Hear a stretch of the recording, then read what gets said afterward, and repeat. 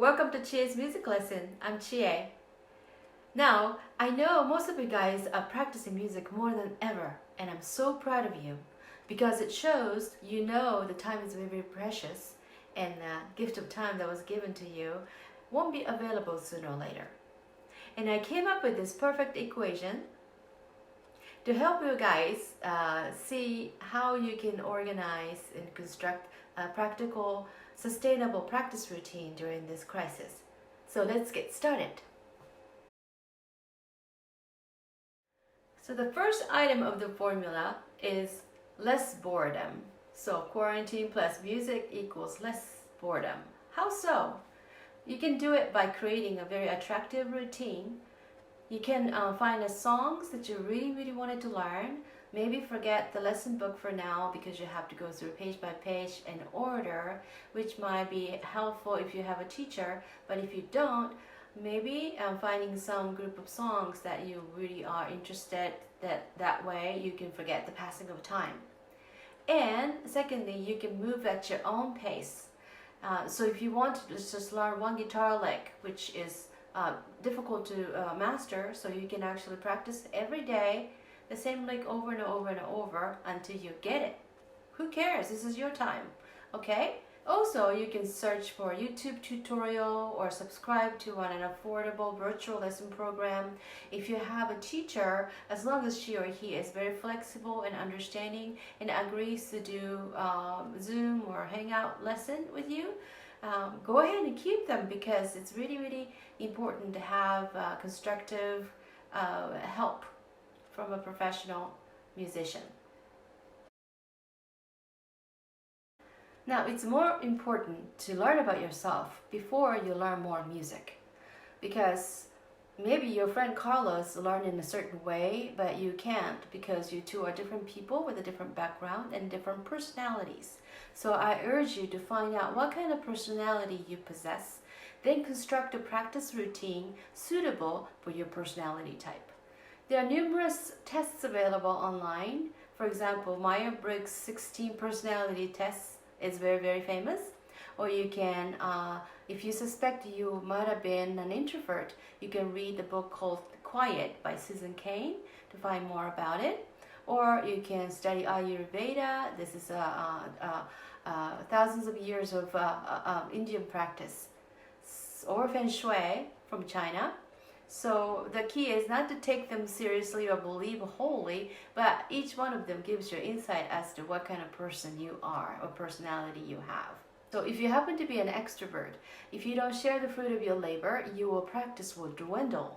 So you can make very short 30-second video and post it on Instagram or YouTube or Facebook, or share it privately with your friends or family. You can make a really short concert on Zoom and invite people over to listen and watch you, and that will give you a kick to your personality type. Are you a shy introvert but a steady self-starter? Now then, it's a good time for you to woodshed and hone in very mundane technical skills. A lot of people cannot stomach it, but if you can't do those boring hand and piano practice, or like this,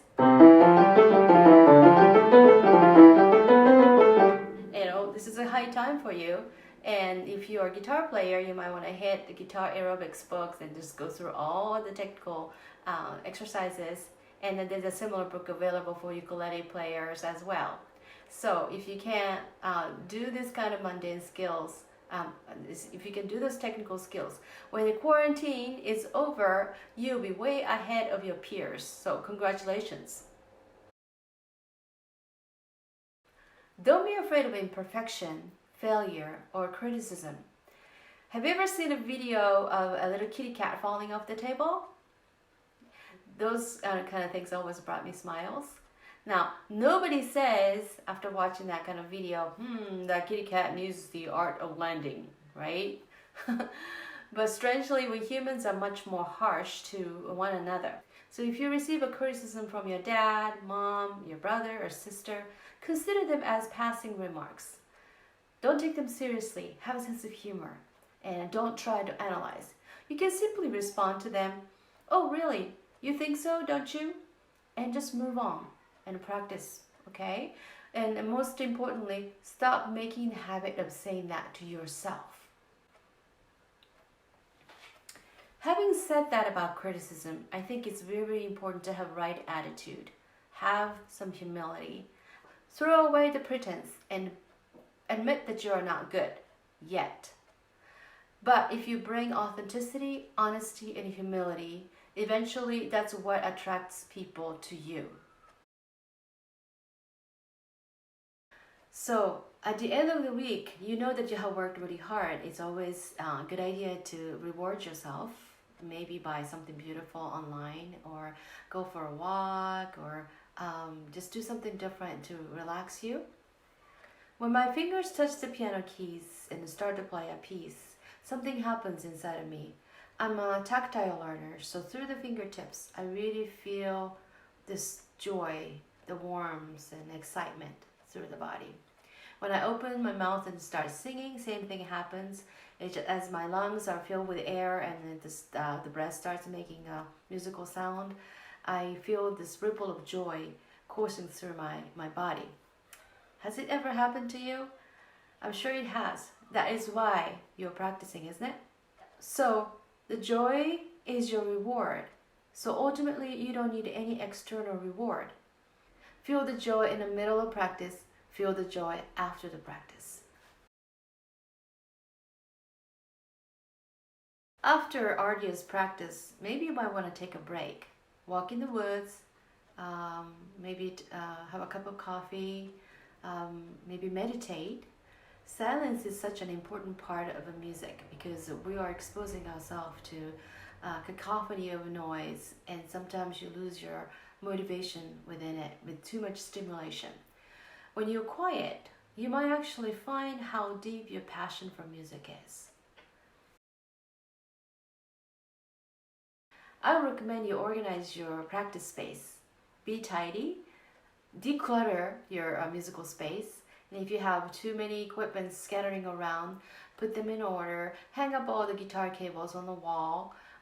Maybe you can just pick up all the sheet music off the floor and make them into a more categorized system and make some binders and then categorize by genre or something, or alphabetize. Do you need all those dozen or 24 ukuleles? I don't know. Maybe you can donate some of them to a school or sell some of them on eBay. Okay, so in the process, you will see what you really need, what you really don't need, and you'll realize some of them are just eye candies and not really helping you to practice at all. Music practice can be truly nourishing. So I hope you stick around to see the good stuff coming out of you. But most importantly, practice these qualities before you practice music.